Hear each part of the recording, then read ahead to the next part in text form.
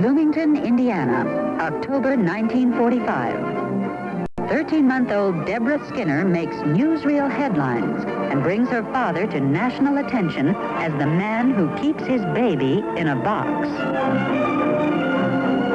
The so-called box was actually a climate-controlled crib. Young psychologist B.F. Skinner had invented a combination bed and playpen to keep his daughter protected and comfortable. Filtered air and a removable base made it hygienic and healthy, so she never suffered a cold or infection. Temperature and humidity could be adjusted, and with no need of clothes or blankets, Deborah could exercise freely without risk of smothering. She was so content, she never cried. Public reaction to the air crib foreshadowed what was to happen with almost all of B.F. Skinner's ideas. I got hundreds of letters. Where can we get these? And then somehow or other, the attitude changed, and the rumors began to go out that I kept a child in a cage. And I still get inquiries. Did you keep your child in a cage? Also, of course, there have been all sorts of rumors about awful things that happened to her. So I'm happy to say, college-educated, happily married, very talented artist.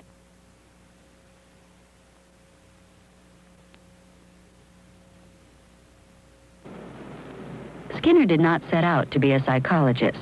He graduated from college in 1926 with a degree in English and his heart set on a literary career. After a miserable year discovering that he had nothing to say, he turned instead to behavioral psychology. At Harvard, he began rat and pigeon experiments with the idea that all behavior could be understood entirely through observation. 10 years' work confirmed to Skinner the central behaviorist principle. Environment alone controls behavior. We are different from animals only because our environment is more complex. Skinner went on to devise controlled experiments for pigeons and found he could dramatically alter their behavior.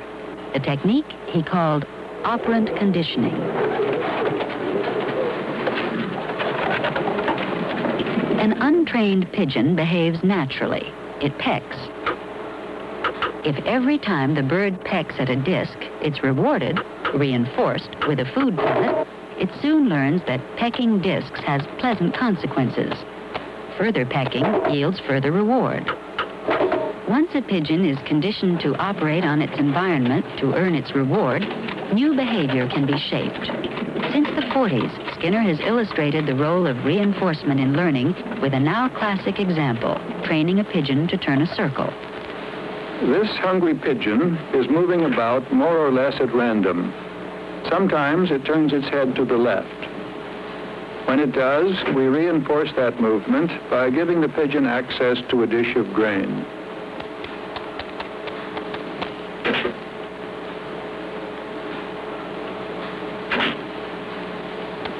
Once the pigeon has been reinforced for a slight turn to the left, we can wait for it to turn a little further.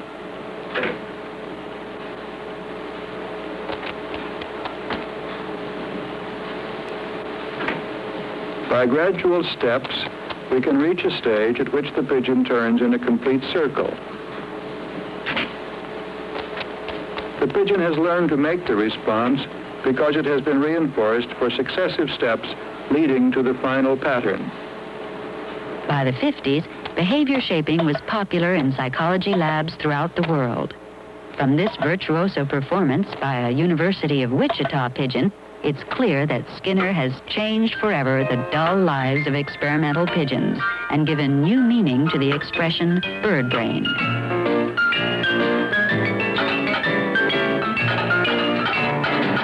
We're always controlled and always manipulated. I insist that people are controlled. But what they don't understand is that I don't believe that people control people. Environments control people.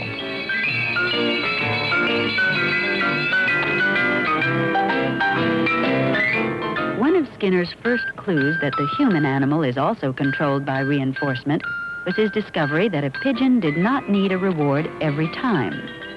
He found that a pigeon will persist in pecking thousands of times to earn a single food pellet.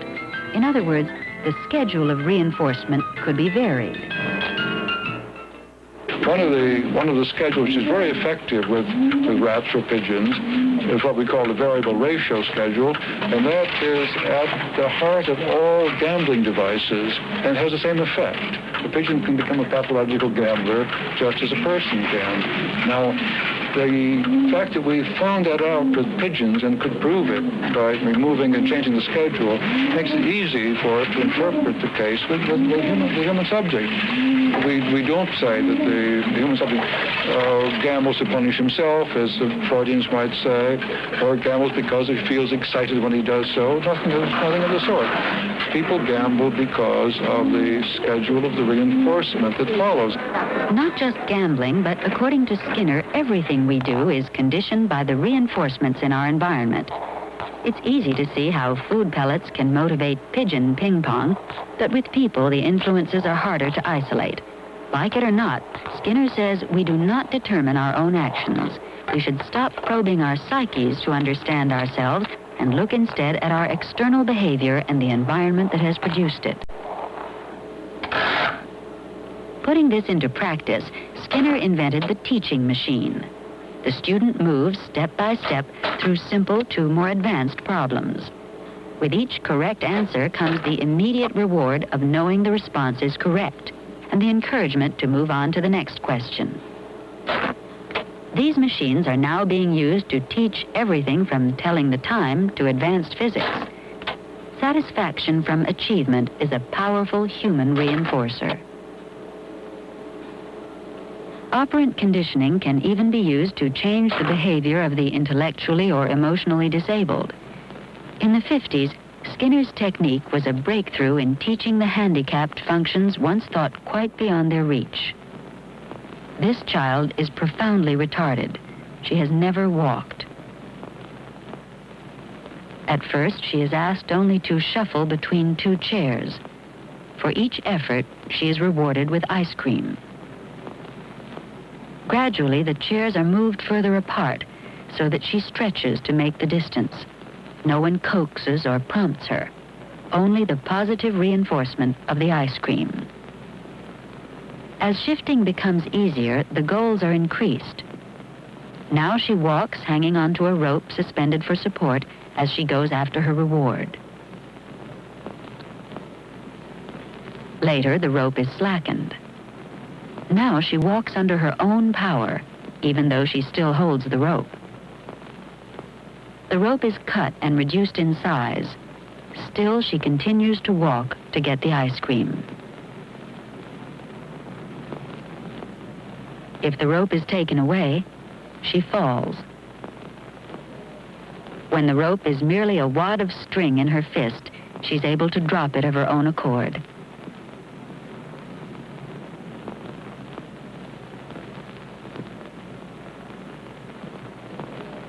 Now she is walking independently, all in the space of a few hours.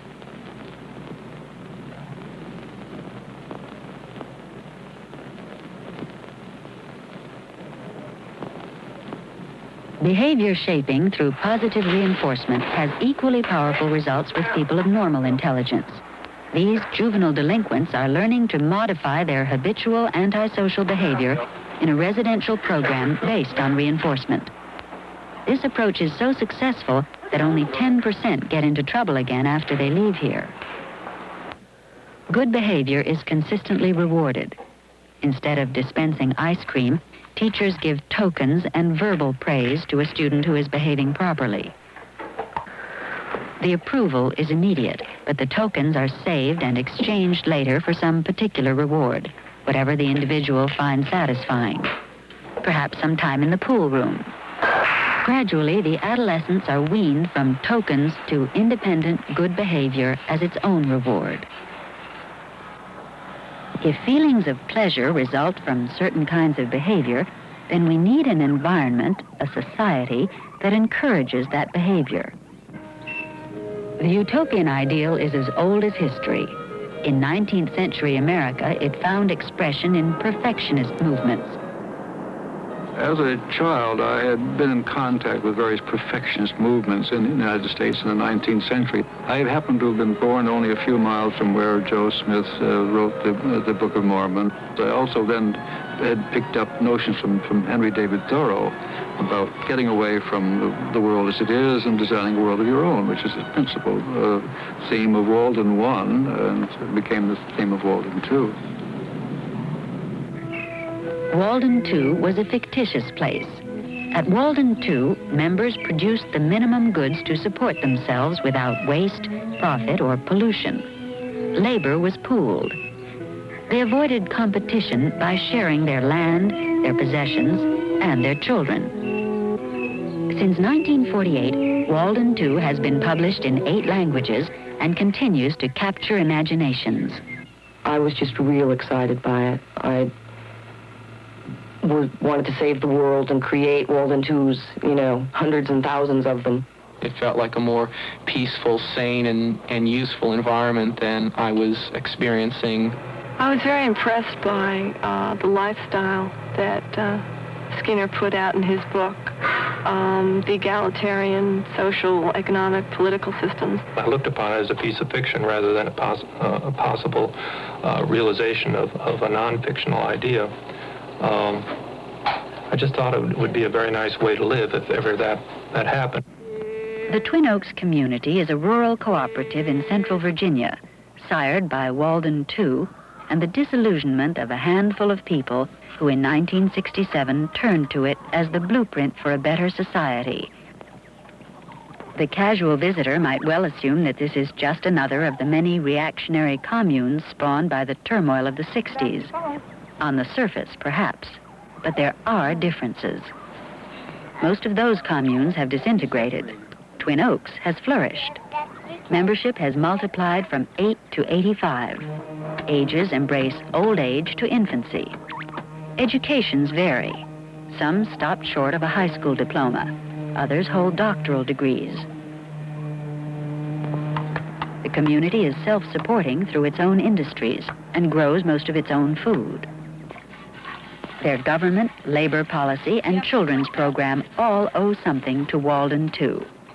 But is Skinner's design the secret to their success? Or have they discovered their own way of doing things? It's now 11 years since they began their experiment, and Nova thought Skinner might like to see for himself. So we invited him in the spring of '78 to visit Twin Oaks and meet the people who thought his utopian vision ought to be taken seriously. 1, 2, 1, 2, 3.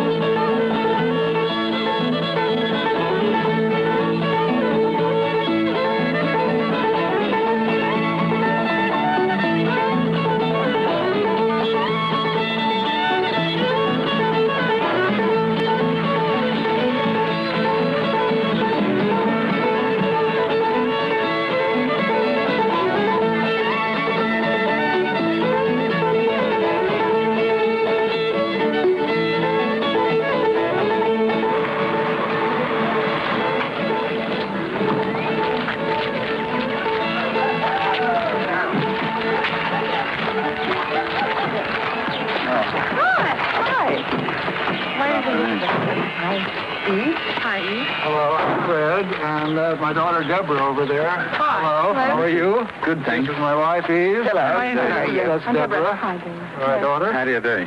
Had the author lived in his own utopia, he wouldn't have been called professor or doctor. Rank had no place at Walden 2. It's the same here at Twin Oaks, where they use only first names. My wife, Eve likes to travel and she can't understand why I would ever want. Not every visitor to Twin Oaks is given a red carpet welcome, but Fred is no ordinary guest. And equality notwithstanding, a tea party has been arranged in his honor. There's a huge thing over in that heavy equipment building. Sculptors in our day. The conversation eventually turned to the writing of Walden II. Like magazine attack that is in came out? Did they attack? Really, it's one of the most vicious reviews I've ever seen. It was an editorial. Suddenly, a very vicious attack by a man named Jessup, who had written that Jessup was so furious that, although he regarded himself as a liberal, he would have burned every copy of Walden II he could have. He hated the book. Wow. But also he makes all the mistakes, you see. I didn't know it then, but that's what I was going to be facing for a long time to come. Twin Oaks has had its own critics, prophets of doom who said the community could never support itself. It's been a struggle, but in 11 years they've put up 5 large buildings, quadrupled their land, and developed a prospering farm. Today, their book value is close to $500,000. Have you thought of having goats or small sheep and so on, small animals around to chew the grass away for you? I'm animal manager, and personally, I don't like goats. Well, I feel like either. to succeed with any breed, you have to like them. And Yes, that's true. But lambs, the kids would like lambs, it seems to me. Lambs were nice to eat, and good heavens, they'd have a grand time here, didn't they? Lambs are very expensive to fence in. Oh, that's true. I was quite wrong, of course, in Walden II, about the electric fence. It doesn't work with sheep. Right. If you have enough insulation, they'll go right through it. I made an even bigger mistake at the Ken Gal breath spotted. I had them milking Herefords in the first printing, and I changed that very fast. Well, no, that's possible. I know people that have a Hereford family cow. They get milk out of it, do they? Right, and if a family doesn't need that much milk, I see. Well, the Hereford doesn't milk a lot, but they do produce enough to do it. You don't have chickens. Is that because you have to buy grain? We do have a few chickens. We have enough for what percentage of our chicken stuff do you know? Well, chicken meat we don't have except when the old layers wear out and we have stewing chickens, but we produce half our eggs or more. And you would never think of machine raising chickens. You wouldn't. No. That's not humane enough for Twin Oaks. And in terms of efficiency, I think it's worth giving up a considerable amount of efficiency in able to get closer to our own self-sufficiency. Oh, I think so too. I'm more interested in probably having food that I enjoy eating more than I am. It's important to grow it for me. I like growing our own food, and I think that's neat, but I won't trade not having an avocado once a year for the fact that I can grow spinach. It's just not, to me, it's a bad trade-off. Growing all their own food is not a major goal, but economic independence is. What we're doing here is at Walden II, they made and sold furniture. At Twin Oaks, hammock making is the staple industry. Hammocks market well and don't require much capital. Production is labor-intensive and simple enough for even a visitor to learn.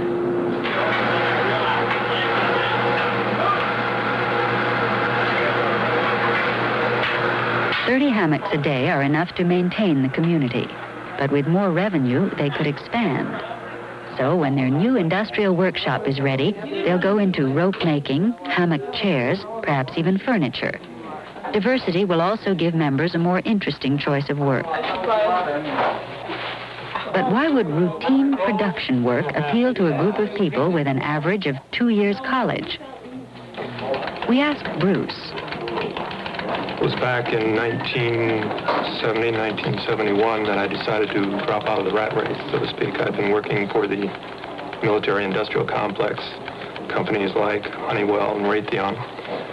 And I looked around, decided I didn't like the way my life was heading, so I dropped out, I stopped work. My expectations in coming here were that I would find a place where I could live with people, work with people, play with them, eat, spend my whole life with them, rather than separating my life into different compartments. I also wanted to do work that I felt was more meaningful, rather than just shuffling pieces of paper around at a desk. There's no comparison in the work I do here.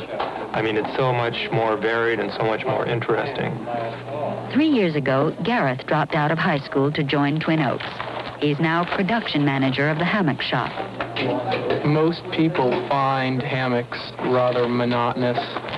Some people that work in here for large amounts of time have developed a certain things that they do to make it less aversive. We have a sound system you can listen to. We also play games, word games, and things that you can do without, using paper.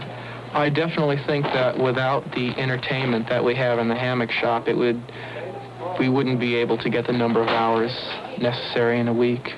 The reinforcements that we have designed is definitely crucial to the production of hammocks. I did not specify good contingencies of reinforcement, as we call them, in work conditions, and Twin Oaks is ahead of me there. They have done something to make the conditions under which people work attractive and interesting. I was assuming, as Marx assumed, that people would contribute a certain amount of labor for the common good, but that's bad design. First, Joan, what kind of system do we have? As long as they do their share, members can choose the time and place of their hammock hours to suit themselves. The flexibility helps them integrate work with play, respects individual differences, and is not nearly as haphazard as it seems. Corey. The other communes where I used to live, we would just spend hours every day trying to figure out what's the most important thing to do next. And here that's pretty well taken care of. And the system of planner, manager, government is already established. And we don't have to tear our hairs out saying, well, should we do it this way or should we do it with that method or anything like that. We took the planner-manager system pretty much directly from Walden 2, but we've had to flesh it out and develop it more by using it. I think mostly Skinner just gave a general description of what the system was going to be without details of how it was going to function, and we found that we've had to make up most of it, that the idea was good, but that it didn't tell us how to do things. It just gave us a basic idea. Taylor has just begun her 18-month term of office as a Twin Oaks planner. I think you should throw that other film away and start. Skinner believes that democracy is unjust because it neglects minority opinion and inefficient because it can't guarantee competent government. It's better, he says, for a community to appoint planners to make policy decisions and managers to take charge of specialized areas. At Twin Oaks, the 3 planners choose their successors and enjoy absolute authority. They are responsible for all long-term planning, but depend on the advice and expertise of the 50 managers.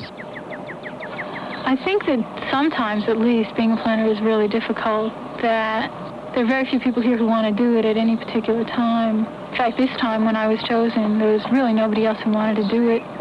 You're answerable to everybody. Everybody has a right, and there's an expectation that everybody will come to you and tell you what they think about how you've decided. And yet you have to make decisions. You can't say, well, that's too difficult for me, I can't decide. You're really stuck making decisions. And it's very hard to be able to be challenged and criticized when people aren't dissatisfied, and it's also almost impossible to satisfy everybody at any time. As in Walden 2, everybody is entitled to the same standard of living and must earn it by doing an equal share of the work. This is an article of faith at Twin Oaks, where they use Skinner's labor credit system to carry it out. The best incentive is not money, but the immediate reinforcement of what it will buy. So members work directly for their food, shelter, and other needs. To keep track of everyone's output, all work is credited. Skinner assumed that some jobs would be unpleasant. To be fair, they should be worth more credits. But here, the only chore that no one relishes, kitchen shift, is rotated. For everything else, they find volunteers. So an hour attending a meeting carries the same value as an hour mixing cement or picking blueberries. Once a week, everyone submits a list of the jobs they'd like to do, and the Labor Credits Committee dovetails requests with needs. The Labor Credits manager, who's lived here for 10 years, is Tamar. The actual assignment of labor credits, doing people's weekly schedules, takes 2 people about 15 hours a week. But labor as an area uses about 50 hours a week because we do a lot of accounting and we keep on top of the budgets and that sort of thing. We calculate our weekly quota by the number of hours that managers ask to be done in a given week, and we divide it by the number of people that are here to do it. At present, the quota is 45 hours per person each week. Roughly half goes toward income making and the rest into running the place. Cooperation rather than competition is the basis of community organization at Twin Oaks, and it underpins personal attitudes as well. Heidi. In '74, when I finally got around to reading Walden 2, I was seeing the world from a strongly feminist perspective. I was being really disillusioned with sexism and work opportunities and the way people treated each other in general. We're aware of what are the traditional male and female behaviors here, and we strive to choose the best of both of them to become more androgynous, so to speak. I learned most of what I'm doing right here from the men that I work with, not a step-by-step process learning the systems of vehicles, but by whatever breaks down. I feel that the education that Twin Oaks has offered me over the past 10 years has been very real, and that, when I reading in a book how to do accounting is very different from actually sitting down and having the problem. You've got to figure out how you're going to spend your money and how you're going to budget it, and it's just the consequences are right there, and if you do it wrong the first time, you know it, and next time you're going to do a better job. Asking what I did as father. Deborah Skinner's air crib was eventually donated to Twin Oaks. These days, they don't use it quite the way her father had intended. Instead, it serves to keep a child warm on chilly nights in unheated buildings. This compromise is typical of their current attitude toward his child-rearing ideas. This is Nathan. He is not yet a father, but for the past 4 years, he has earned labor credits by spending part of every week taking care of the community's 10 children. He is one of a team of men and women Twin Oaks calls metas. The children do not live with their biological parents. They spend nearly all their time together with their metas in this special children's house, which serves as their home, school, and daycare center. Babies who are breastfeeding are the only exception. They sleep near their mothers in one of the adult residences and are brought over to join the others at breakfast each morning. Because child care is rotated among different metas, careful records note every child's progress and any special problems.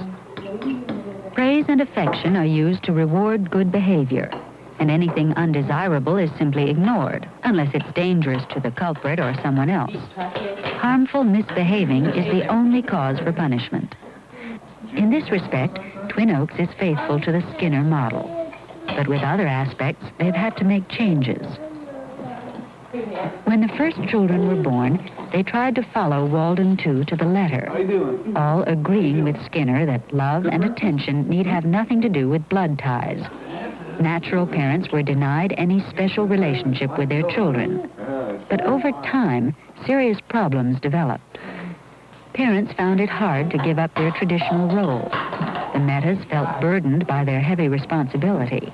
Everyone worried about depriving the children of a primary relationship. I think the children's part of the community is the most exciting part. It's the one thing that really would get me most involved, I think. And I'd like to know really what you're doing here and how you're doing it.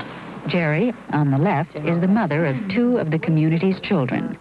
And Casey is a meta and member of the Twin Oaks Child Board. Thank you. When I first became a meta almost 4 years ago, it seemed like a meta was somebody who was a group of people who were going to have primary responsibility for the children, both making decisions both in their day-to-day life and also long-range decisions.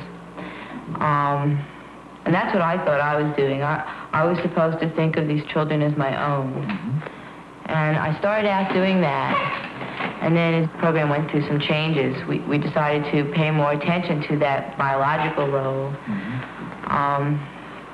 And so I got a little confused in there. It seemed like a meta started becoming more of a daycare worker, but not quite that casual. There's more involvement there because we're all living with the children and we're all living together and being close. Would you be a meta too? No, I'm not a meta, even though I am a parent. And what does that mean? You feed your child, but you don't care for it? Essentially, I don't do the daycare work with either of my children. And now, why is that? What is your choice? Why are you not a meta? Because working with children is not my preferred work. I'm not very creative with them and can get overwhelmed by having... Well, that is really then a little closer to the Walden 2 idea, isn't it? That those who want to be with children have a chance to be, even if they're not biological parents, and have all the satisfaction of having fun with them and seeing their effect on children. Well, but yet the people who are metas don't really... If they have a desire or a need to be a parent, I don't think being a meta satisfies that. You don't think that? It's... But supposing you had some, you could have some disease you didn't want to transmit or something like that, hereditary hemophilia or something of that kind, and you love children, why could just be a meta? It would be a great solution, wouldn't it? It's not quite like adopting a kid. That would be closer. No. But it is certainly a way to be close to children without having them yourself, closer than just teaching or working in a daycare center, for sure. In your experience, the parents naturally get the rules with the baby. Are they better than metas, do you think, in handling children? No.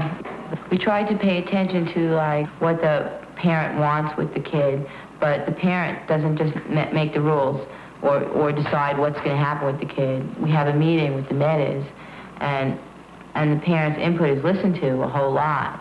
And usually we, unless the rest of the group thinks it's so wrong what the parent wants, we do it. I think that nowadays a mother spends a lot more time with the baby than before. And I think that we help foster that relationship along a lot more than we used to. I think that was part of Walden 2. Parents, if they wanted to be with their children, could be metas, as you call them. And if they didn't, they could bear the children, or whatever biological advantage they seem to get from passing on their genes, and let those who are most competent and most experienced praise them. I think that's the way it should be. Except we stopped feeling okay about people casually having babies unless they wanted to at least have some responsibility.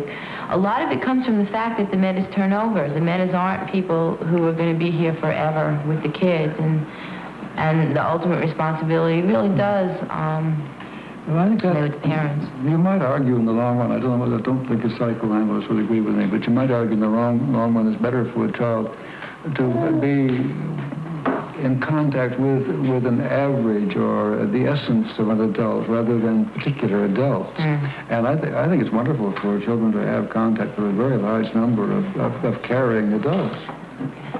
Here's a little bunny for you, Trev. Are you afraid of me? Oh, you are. You don't want me. How about Dave with a little bunny? I'm terrible. Sorry, we don't mean to be laughing at you when you're all upset. Well, now when you're not crying, maybe you just stay there, and that's okay. Smile. I don't have a nice soft laugh, I know. You're complaining? Honey. Oh, I think you better go back to the meta. There you go. Sorry. How come you all cracked up? So sorry. If I were to redesign my childhood, I think that I would probably build it about like a Walden 2. I think it would have been much better for me to have had even more contact with adults than I had. I still think that a community where the child has the chance of knowing many, many more adults who will treat him with warmth and affection and so on, that is still could be improved in that direction.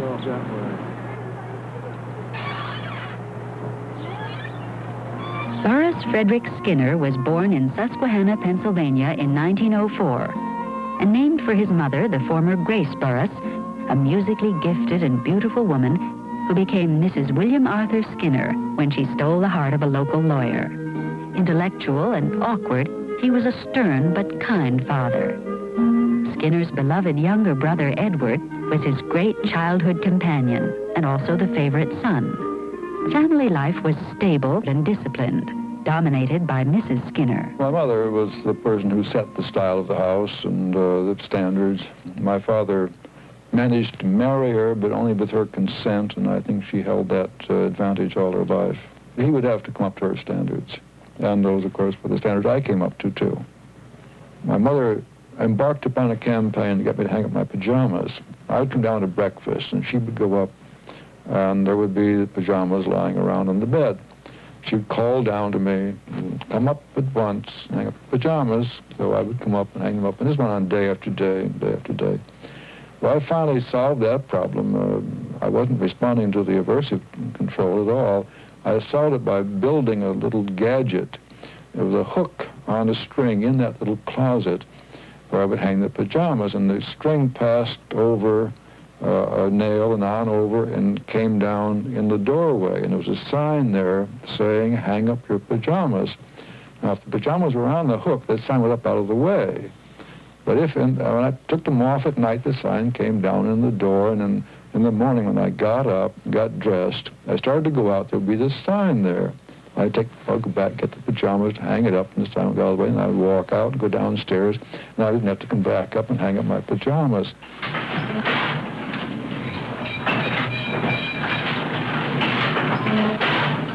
Skinner spent his first 18 years in Susquehanna. The town is proud of its famous son and welcomed him back one recent winter when he came to visit old friends and refresh his memory for his autobiography. The main thing was the small-town face-to-face culture, which I see now as having been very important in my life. I think it has meant to me a realization of how important personal relationships are, which have been, of course, the things I've actually studied as a scientist. Susquehanna is no longer a booming railroad town, but in those more prosperous times, it was a wonderful place for a boy to grow up. Young Fred played the piano and saxophone and was always inventing stories and gadgets. He loved to be outdoors, watching animals and exploring. It was this environment which he insists entirely shaped his adult personality. I wasn't born with an inquisitive spirit or with a character trait of curiosity. I was born in an environment that just rewarded me for every little move I made, to look, to turn something over, turn a stone over, to go beyond that tree and there, up in that hill, and so on. It was a world full of surprises whenever you did something, and that built up in me and was carried right on through an enormous tendency to inquire, to look for things. It doesn't come from any character trait. It comes from my history, my childhood. It was the world in which I lived that shaped all of these behaviors of exploring and looking and searching. His parents encouraged his schoolwork, but didn't commend high marks. It was expected that he would do well. A more important influence on his developing intellect was Skinner's close friendship with his favorite teachers. Being here in this building makes me realize for the first time, I think, that what I tried to do with teaching machines and programmed instruction was to give everyone what I got from my good teachers here, Miss Graves and Professor Bowles. I got a lot of special attention. There were small classes, and even so, I think they paid more attention to me because I responded to them. And I believe that what a good program does, when presented with a good device of some kind or other, is the very best of what I got from those teachers.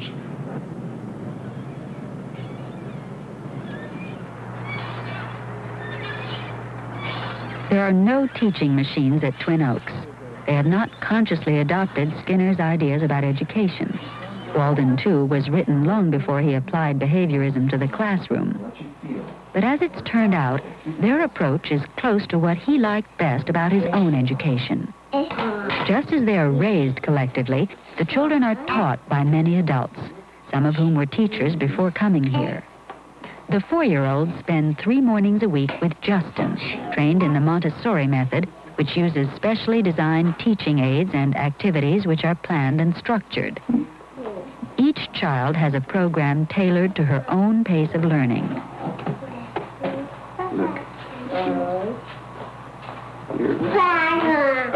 In the afternoon activity room, everyone participates. Here, the emphasis is more on what the children want to do.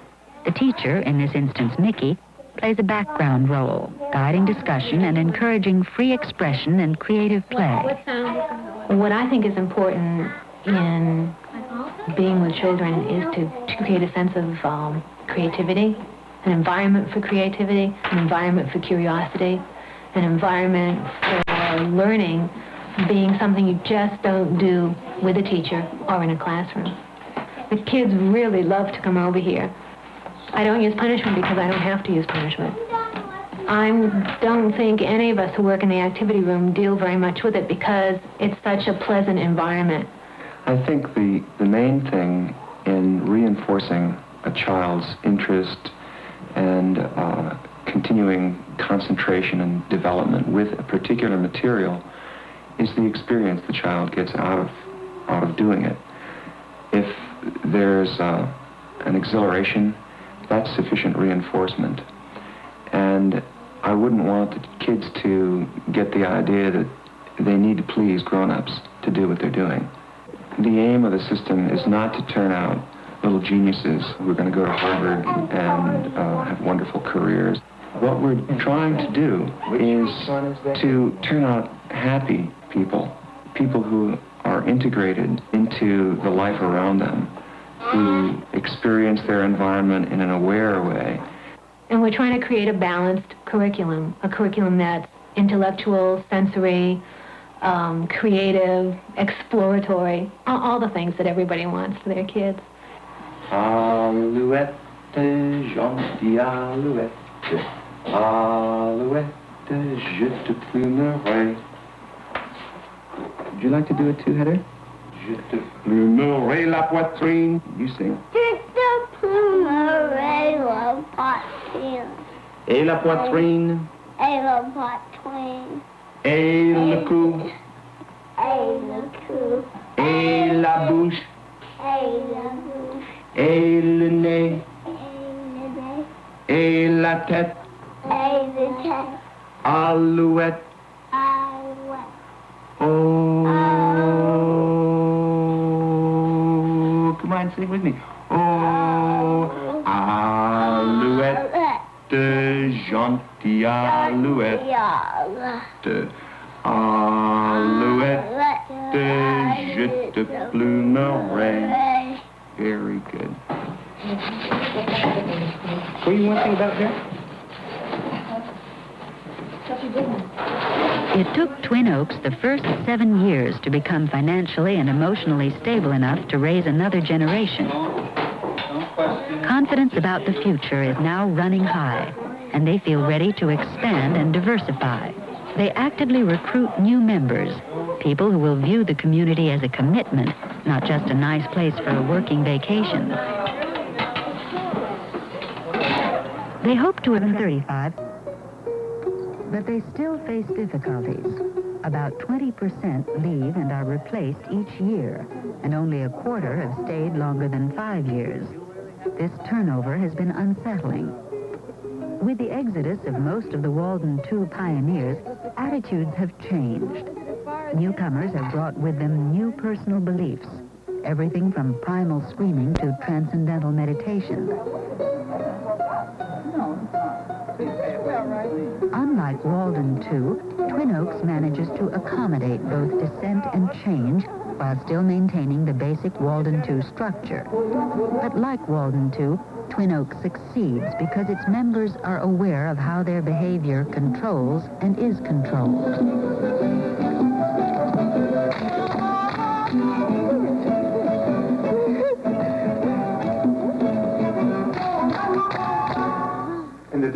Toward the end of Skinner's visit, members of the community gathered to talk things over with him. From the left, Josie, the only original member still here. Jerry, whose children's security is closely tied to what happens here. Chip, who edits a magazine on community living. You're not going to fold. Is that the issue? Oh, we're not going to fold. No, you're not going to fold. Just the way in which different things change. We succeed. People are all... Henry, one-time planner and now construction manager. And Ellie, a meta and mother-to-be. We have a fairly heavy problem with people coming and only staying a year or so and then leaving. Yeah. It would be neat if we had techniques to keep ourselves here. It's real difficult. With a world that's so mobile, we have that problem here, which Walden II really didn't address very much. Well, it did something, I think. People ask, what is the survival value of art, music, and so on? many people say it doesn't make any difference to a culture, but it makes a great difference in it because it prevents defection. You're suffering from defection, of course. People come and they don't find life here interesting enough to keep them on. I'm wondering about things you could do. For example, my wife and I belong to a little play reading group. Once a month we put on a play. It's delightful. That must be an ideal kind of thing for a group of this kind, it seems to me. Do you do that? Do you put on plays? Every planner's meeting's a play. Here's a playwright. But we do plays. We have folk dancing groups getting together. Most people who come to live here are reasonably clever, and they learn a job, and it's boring. And then they say, oh, I think I'll go do something else. And say, I don't want to be a plumber anymore. I want to be an electrician now. Now I'll be a planner for a while. Now I'll be this for a while. And as a consequence, nobody ever gets really skilled at anything. You are coming from a level where intellectual skills are probably being wasted here. And if you start in making income from the production of intellectual things, like books and works of art and music and so on, you might find you could come out ahead that way. The other thing that I think that I sense missing, I talked with David about this, you are conducting a terribly important experiment here, and unless you get some sense of that, I think, you do lose interest in it. But this has a terrific future. You don't appreciate what you're doing, really, here. And if you did, nobody would leave. This is the solution to the whole problem. How's it happened that you have not come to live in community or visited Twin Oaks more often? Or? Well, if I came to live, I'd have to get a divorce right away, because my wife doesn't believe in community. At least I don't think she does. Perhaps she's been converted since she's been here today, but it wasn't her dish of tea at all. Why I haven't come oftener, I don't know. This is my second visit only. I've been very much interested in what happened here. Perhaps I was afraid of getting too involved in the thing. I have always thought that I was doing the kind of thing that would advance a science of behavior, and from that there would be a spin-off which would be in the direction of making this kind of thing work more effectively. Now, I'm sure that the practical problems are much more difficult than I envisaged when I sat down and wrote a book. Well, I've got to experiment with your own lives. You can't get a grant from a Ford Foundation and run an experiment with people to see what social relations are like. The only way to do it is to get in there and do it yourself. And that's what you're doing. And I think you're going to learn a lot more, which is relevant, than I'm going to spin off in my ivory tower. You make us feel so powerful. Well, you are powerful. Yeah. You keep emphasizing the positive, which is great. We always seem to end up in a positive place. But we're dancing around the question of why are we perpetually first-generation Walden tours? Why do we keep losing people? And I think the thing that we haven't mentioned yet is security. Being constantly an experiment, I think we feel, well, now, today we have this situation, this is the status quo, now I'm beginning to feel secure with it. But if we're an experiment, then perhaps we must change when something isn't quite right. You mean that the character of the place might change, or you wouldn't feel right about it? It might and has and does. But, well, it does. Yes, I'm sure it does. But I talked to one of your charming members here, 70 years old, and she seemed perfectly secure here. I think that the fact that you can look forward to the kind of life you will be living in the future, which it seems to me a very important thing. And I would like to see a very large number of people here uninterested in who's deciding what's to be done. I mean, that's an interesting question. The planner system of government actually working, it would be delightful. And it does work sometimes. That's the point of Walden, too. That's what I find missing or skimped on a bit in Walden, too, is what happens when a group of people actually sit down to decide something. And I got the feeling in Walden, too, that government was reduced to a technical process. What we found at Twin Oaks is that every policy decision has a technical component, but there's also very strongly a political component and an emotional component. This is borrowed from the culture. Everybody should have a part in designing the way you're going to live. But I would I think it's a great mistake. I don't think people in general have the competence to decide what ought to be done on these issues. I don't think it's any great. This is not really going back on democracy in the sense of control of the people for the people by the people. Well, what's an argument for It's delegating control to people who know how to do the thing. One of the nice things about a small community is that you can dispense with government in the ordinary sense. It's much better for you to keep each other behaving well and not stealing and all of that by just censure and commendation rather than having a policeman walking around here. You can dispense with that. There is nobody who stands around and reinforces you or you or you or you. There is no intervening agent. The life has been designed to be reinforcing. That's the thing, you see. That's what you have here. That's our point. I don't want contrived contingencies of reinforcement. I want the world to be so good. Everything you do is reinforced. The things you make are nice and you're glad you made them. The friends you have are nice and you're glad you have friends and so on.